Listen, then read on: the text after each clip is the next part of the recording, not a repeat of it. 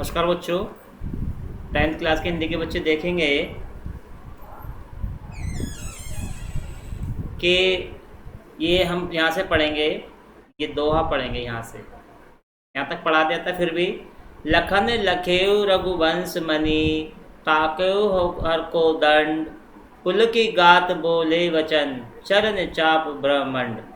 तब श्री नाथ जी की ओर देखकर सीता जी धैर्य धारण करती हैं और बार बार देवताओं को मानाती हैं। तो उन्होंने जो है, उनके नेत्रों में आंसू हैं और उनके शरीर में रोमांच हो रहा है। तो उन्होंने जो है उनकी ओर देखा, श्री रघुनाथ जी की ओर बार बार देखा। सीता जी धैर्य धारण करती हैं।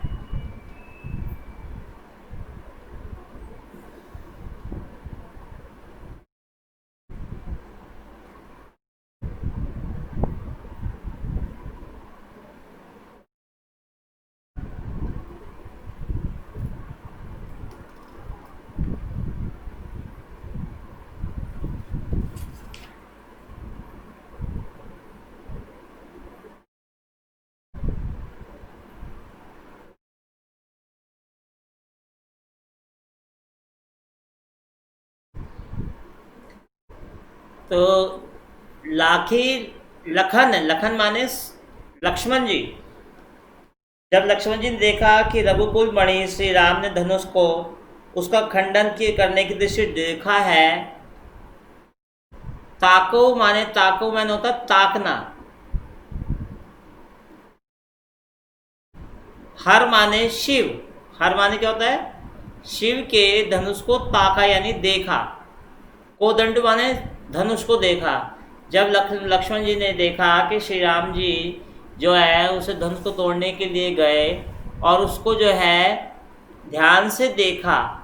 पुल की गात बोले वचन, चरण चाप ब्राह्मण। तब जो है उनके शरीर जो है पुलकित हो उठा, रोमांच से पुलकित हो उठा और शिव धनुष के खंडन से ब्रह्मांड में उथल पुथल नाव। इसलिए उन्होंने अपने चरण से दबाकर इस प्रकार वचन कहे। पुल की गात बोले वचन, चरण चाप ब्रह्मण। दिस कज रहु कमठ अहि कोला, धरो धरनी धरि धीर न डोला। राम चही शंकर धन तोरा, होए सजग सुनि आयस मोरा। चाप समीप राम जब आए, नर नारिन सुर सुकृत मनाए। सब कर संशय अरु अज्ञानी, मंद मही पन कर अभिमान। रघुपति केरि गर्व गुरु पाई, सुर मुनि रन केरि कदराई। सिए कर सोच जनक पछतावा, राने कर दारुन दुख दावा। शंभु चाप बड़ बोहित पाई, चढ़े जाए सब संग बनाई। राम बहु बल सिंधु अपारू, चहत पार नहीं को कड़ारू। तो दसी कंजराओं का मतलब है दिग्गज लोग। दिग्गज, ये दिग्गज लोग। कमठ माने होता है कच्छप, कछुआ। और अहि माने सर्प, कोला माने हाथी। वर्रा, कोला माने वर्राहा। धरो धरनी धर धीर न डोला। धरो माने धरते हैं, धीर माने धैर्य धारण करते हैं। यानी राम चाहे शंकर धन तो राम चाहे तो वो जो है उसके शिव जी के धनुष को तोड़ सकते हैं। हो सजग सुनी आयुष मोरा। तो सजग माने सावधान, सजग माने सावधान, सावधान। और आयुष माने आज्ञा।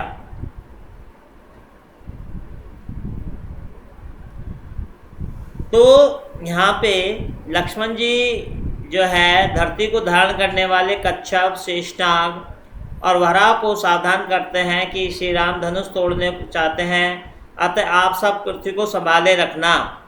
इसी का सुंदर चित्रण इस काव्यांश में हुआ है। लक्ष्मण जी कहते हैं हे दिग्गजो। यहाँ पे लक्ष्मण जी कह रहे हैं, क्या कहते हैं कि हे दिग्गजो, कि कच्छप, सर्प, वर्रा और हाथी जिन्होंने भी इस धरती को अपनी पीठ पर धारण कर रखा है वे सब सुन लो। अर्थात शेषनाग, यहाँ अही का मतलब है शेषनाग, आप लोग सब सुन लें धैर्य धारण करते हुए, इसे थामो जिससे धनुष भंग होने पर ये तनिक भी ना हिल पाए। अब श्री राम धनुष को तोड़ना चाहते हैं, अतः मेरी आज्ञा सुनकर तुम सब सावधान हो जाओ। आयुष माने मेरी आज्ञा में है।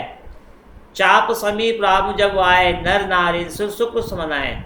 जैसे श्री राम जी धनुष जी के पास आते हैं तो सभी नर नारियाँ अपने पुण्यों को मना के खुश होते हैं। सब कर संशय अरु अज्ञानी, मंद महीपन कर अभिमानी। सभी लोग संशय करते हैं और ज्ञानी लोग जो है अज्ञानी और ज्ञानी, अर्थात कि सभी लोगों को संदेह और अज्ञान है कि राम धनुष को तोड़ नहीं सक पाएंगे। नीच राजाओं को भी यह अभिमान है। क्या है? मंद महीप कर अभिमानु, कर मही अभिमान माने अभिमान, अभिमानी राजा।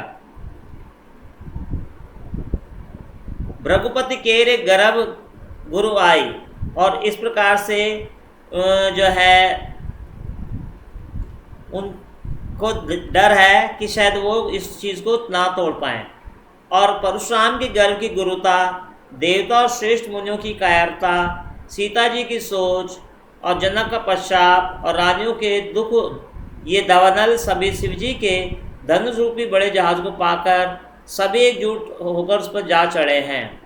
और ये श्री राम के बहुबाली रूप अनंत समुद्र के पार जाना चाहते हैं, परंतु इनके पास कोई केवट नहीं है।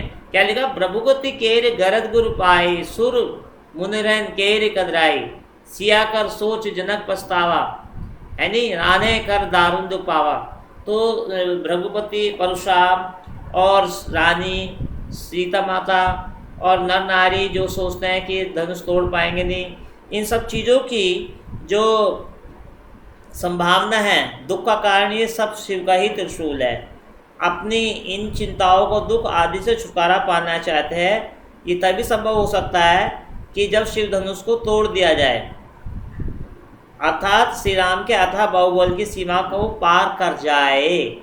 शंभु चाप बड़ बहुत पाए, चढ़े जाए अब शंभु बनाए। तो कहते हैं कि हे, उन्होंने कहा कि शिव धनुष को रोम के द्वारा तोड़ दिया जाए, और तुम ये था जान लो कि शिव जो है तुमने बहुत जो है बहुत प्रशंसा पा ली है। राम बाहुबल सिंधु अपारो, चाहत पारे नहीं कोई खड़ा। उनका अर्थ है कि ऐसा कोई व्यक्ति उनके पास नहीं है जो श्री राम के बाहुबल की थाप के विषय में बता सके, अर्थात उनके बारे में बता सके। श्री राम ने सभी लोगों को देखा तो वे सभी चित्र में लिखे हुए से, अर्थात जड़े हुए निश्चेष से लगे। फिर कृपा के धाम श्री राम ने सीता जी को देखा और उन्हें विशेष रूप से व्याकुल पाया। तो ये हम आगे पढ़ेंगे इसके अंदर। राम विलोक लोक सब चित्र लिखे से देखी, चितय सिय कृपायन जाने विकल विशेषी। सब तब जो है दोहा है, राम विलोके। राम विलोके का अर्थ है राम, श्री राम जी ने जब सबकी ओर देखा, सब ऐसे दिखते थे मानो चित्र की भांति हो। और चितय सिय कृपायन, कृपा के था अगर भगवान श्री राम ने जब सीता माता की ओर देखा तो वो उन्होंने उनके हृदय में विशेष दुख को देखा, तो उन्होंने मुस्कुराए और जो है वो चाहते थे कि अब उनका दुख दूर कर देना चाहिए। देख विपुल विकल वे देही, निमिष बिहात कलप सम देही। विपुल माने अत्यधिक, विपुल, विपुल माने होता है अत्यधिक, अत्याधिक। वैदेही माने, विकल माने परेशान।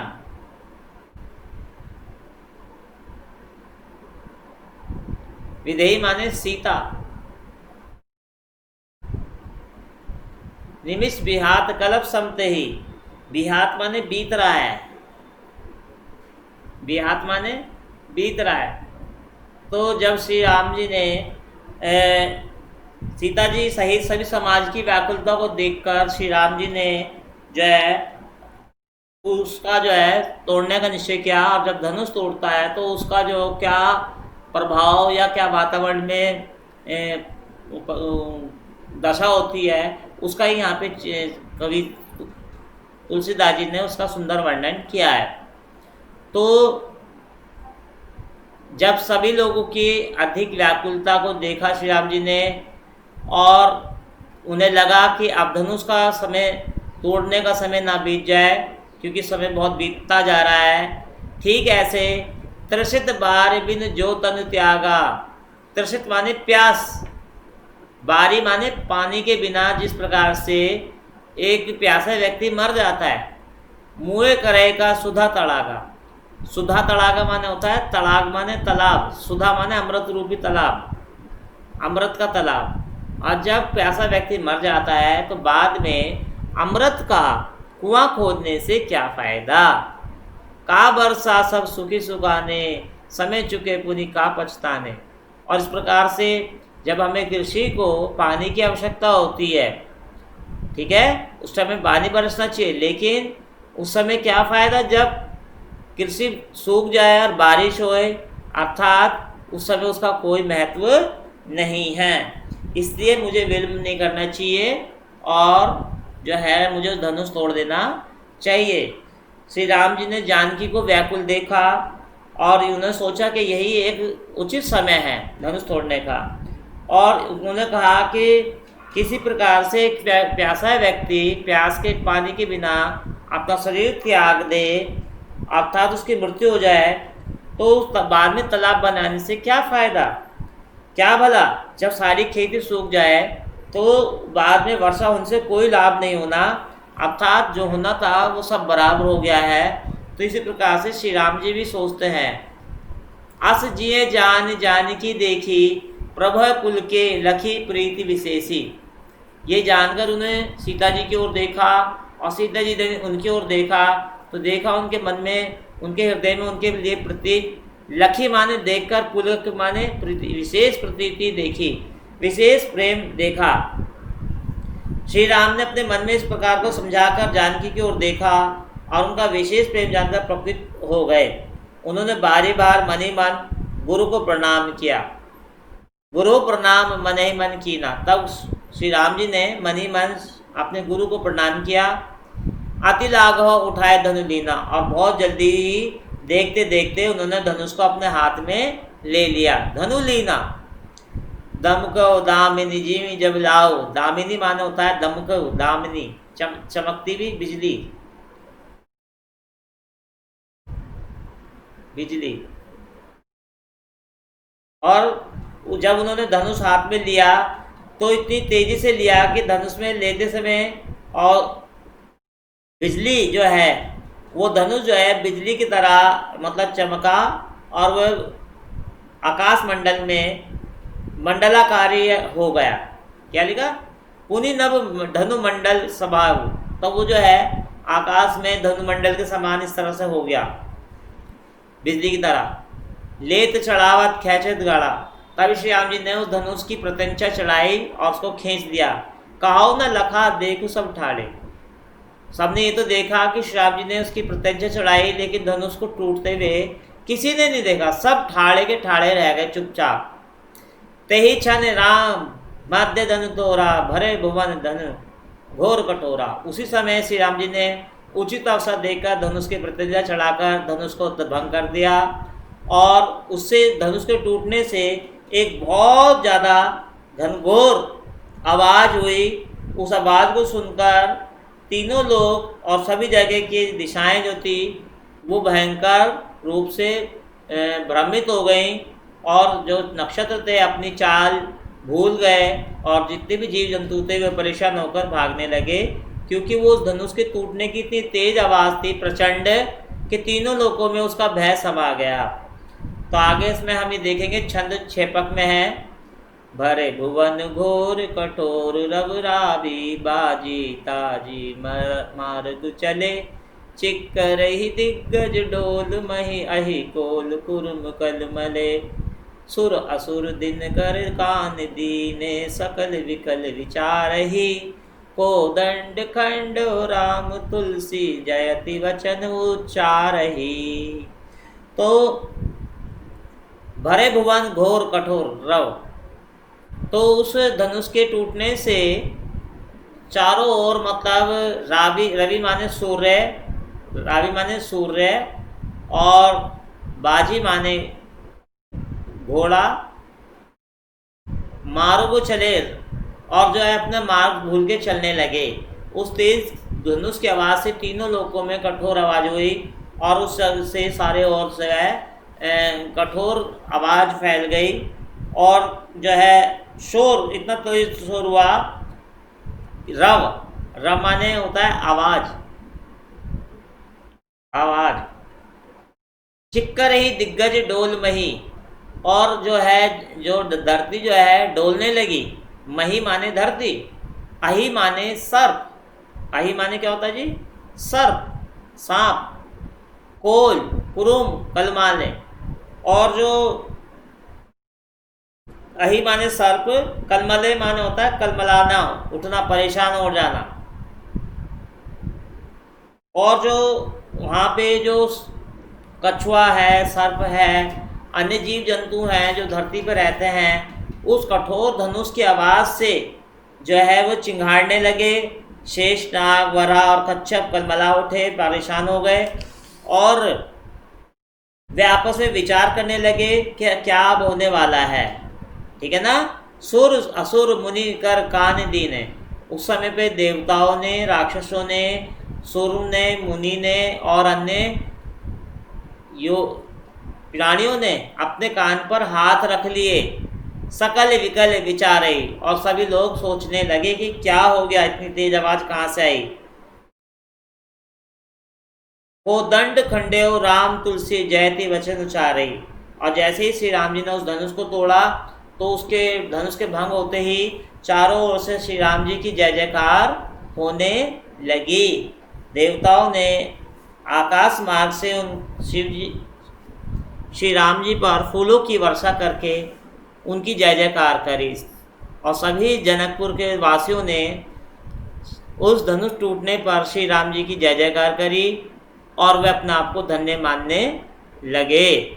तो ये हमारा है रामचरितमानस बालकांड से, जहाँ पे सीता स्वयंवर का ये हमने प्रसंग आपको पढ़ाया और समझा। तो बच्चों को किसी को ना समझ में आया तो स्कूल में आप मुझसे समझ सकते हैं। चौपाई 2 है, आपको आपका स्वागत है। धन्यवाद।